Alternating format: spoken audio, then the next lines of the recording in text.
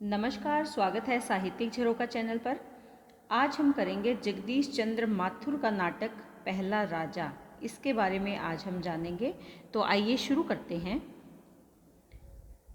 देखिए, जो पहला राजा नाटक है इसके रचनाकार कौन है? जगदीश चंद्र माथुर हैं इसके रचनाकार, और रचना काल है 1969 ईस्वी। इसका रचना काल है 1969।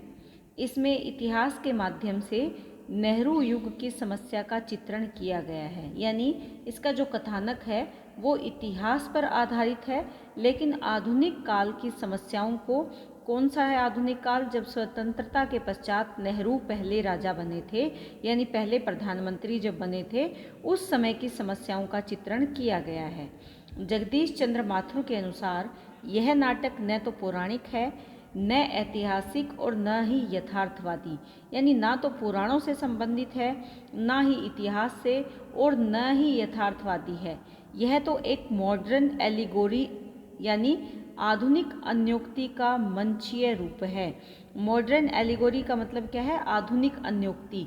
अन्योक्ति यानी जो पात्र दिखाए गए हैं उसके माध्यम से उन समस्याओं को बताना जो यहाँ पर वास्तविक हमें दिखाई नहीं पड़ती, यानी वास्तविक रूप में हम उनको नहीं देख पाते, किसी और का सहारा लेकर अन्य उक्ति का प्रयोग करके, यानी अन्य पात्रों का प्रयोग करके, अन्य समस्याओं का प्रयोग करके किसी और समस्या की तरफ इशारा करना या उस समस्या के बारे में बताना, इस नाटक की जो प्रमुखता है वो जगदीश चंद्र माथुर ने मानी है। यानी पहले राजा के माध्यम से, पहले राजा यहाँ पर कौन है? पहले राजा यहाँ पर पृथु है, और पृथु के माध्यम से नेहरू के समय में, नेहरू जब स्वतंत्र भारत के पहले प्रधानमंत्री बने थे, यानी पहले राजा बने थे, तब पृथु के समय की समस्याओं को नेहरू युग की समस्याओं से जोड़कर दिखाना, यानी पृथु के माध्यम से नेहरू युग की समस्याओं का दिखाना क्या है? अन्योक्ति है। और यही इस नाटककार का मुख्य उद्देश्य भी है कि तत्कालीन समस्याओं का चित्रण अपने नाटक के माध्यम से किया है। अब इस नाटक से जुड़े हुए विशेष तथ्यों के बारे में अगर बात करें तो जो पहला तथ्य है वो क्या है कि यह आज़ादी के बाद नेहरू युगीन मोह भंग के यथार्थ में द्वंद्व पर आधारित है। देखिए, जब नेहरू युग आया यानी स्वतंत्रता हमने प्राप्त की, उससे पहले जो भारतीय थे, जो गुलामी का जीवन जी रहे थे, वो क्या सोच रहे थे कि जब हम स्वतंत्र हो जाएंगे तो हमारे लिए ना जाने कितना अच्छा समय आएगा, कितने ज़्यादा विकास कार्य होंगे, हमारी उन्नति के लिए, सुख सुविधाओं के लिए कितने ही प्रयास किए जाएंगे। लेकिन ऐसा हुआ नहीं, और इससे क्या हुआ? जनता का मोह शासन और सत्ता से भंग होने लगा।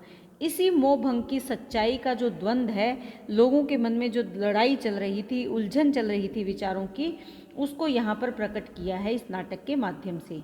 दूसरा है, तत्कालीन समय व समाज के यथार्थ को मिथक के माध्यम से अभिव्यक्त किया है, यानी जो हमारी पौराणिक विचारधारा है उसको आधार बनाकर तत्कालीन, उसी समय के, किस समय के? नेहरू काल के, यानी आधुनिक काल के समय और समाज का यथार्थ चित्रण किया है, लेकिन पौराणिक कथानकों को आधार बनाकर। तीसरा है, चरित्र प्रधान ये नाटक है, और यहाँ पर प्रमुख पात्र कौन है? पृथु है, यानी केंद्रीय पात्र की भूमिका में कौन है? पृथु है, जिसे पहला राजा कहा गया है। ये नाटक प्रयोगधर्मिता पर आधारित है, यानी जो पुरानी प्राचीन परंपराएं नाट्य विधा की रही है उससे हटकर कुछ अलग प्रयोग इन्होंने करने का प्रयास किया है। इसके साथ साथ मंच परिकल्पना और रंग निर्देश, ये दोनों ही चीज़ें कल्पना और सूझबूझ पर आधारित है, यानी जो इन्होंने मंच बनाया है, मंच के बारे में परिकल्पना की है, और उसमें जो वेशभूषा, साज सज्जा, संवादों की योजना है वो कैसी है? सूझबूझ पर आधारित है। इसकी भाषा संस्कृत से प्रभावित है, लेकिन संस्कृत प्रभावित हिंदी भाषा का यहाँ पर प्रयोग किया गया है, यानी संस्कृत निष्ठ हिंदी भाषा यहाँ पर मुख्य भाषा के रूप में है। प्रमुख पात्रों की अगर बात करें तो ये पौराणिक पात्र हैं, यानी हमारे पौराणिक घटनाओं में जिन पात्रों का उल्लेख हमें मिलता है उन पात्रों को यहाँ आधार बनाया गया है। और इसमें जो मुख्य पात्र हैं, पृथु है, सुनीता है, शुक्राचार्य, गर्ग, अत्रि, उर्वी और अर्चना, ये यहाँ पर मुख्य पात्र की भूमिका में है। इन्हीं पात्रों के माध्यम से पूरी कथा का जो ताना बाना है वो बुना गया है। तो ये पहला राजा नाटक की जो परिचय है वो मैंने यहाँ पर बताने का प्रयास किया है। इसके बारे में और विस्तार से हम इसके तत्वों की जब समीक्षा करेंगे तब मैं आपको बताऊंगी, लेकिन उससे पहले आपको ये पता होना चाहिए कि जिस नाटक के तत्वों की हम समीक्षा करने जा रहे हैं उस नाटक में मुख्य घटना क्या है, कथा क्या है, या उस नाटक में मुख्य पात्र कौन से हैं, किस विषयों पर आधारित वो नाट्य रचना है, ये आपको पता होना चाहिए। तो उम्मीद करती हूँ कि जिस उद्देश्य से मैंने ये वीडियो बनाया है वो उद्देश्य पूर्ण होगा और आप इस नाटक को बहुत अच्छे से समझ पाएंगे। इसी के साथ बहुत बहुत धन्यवाद।